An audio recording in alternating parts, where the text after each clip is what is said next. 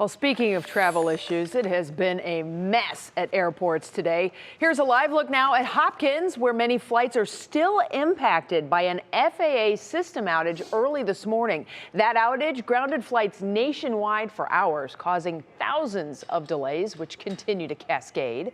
The FAA says that the problem was in the Notice to Air Missions system, which sends pilots vital information that they need as they fly. Investigators do not think there was a cyber attack. I know there's been a lot of speculation on that.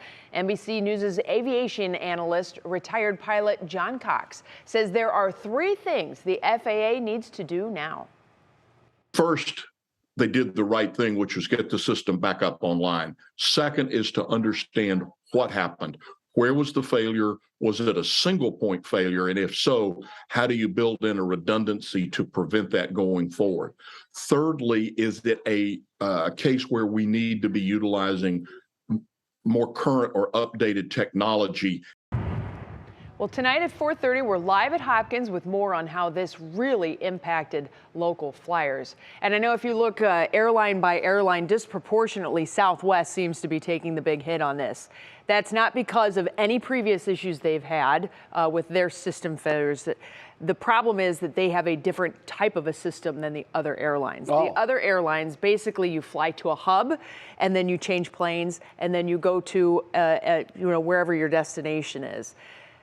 With Southwest, they don't have a hub necessarily. You just kind of are in their bus route, if you will, around. Interesting. And so when you have the bus that's late to the bus stop, everybody down the line is going to do it. Yeah. When you have a hub, you have other pilots, other crew, other planes that can pivot and pick up flights where they need to. Yeah. So that's been a real big problem for Southwest today in this whole big mess that was a problem for anybody who was flying. Yeah, when you add that into their problems between Christmas and New Year's, it's been a rough little stretch for them. Yeah.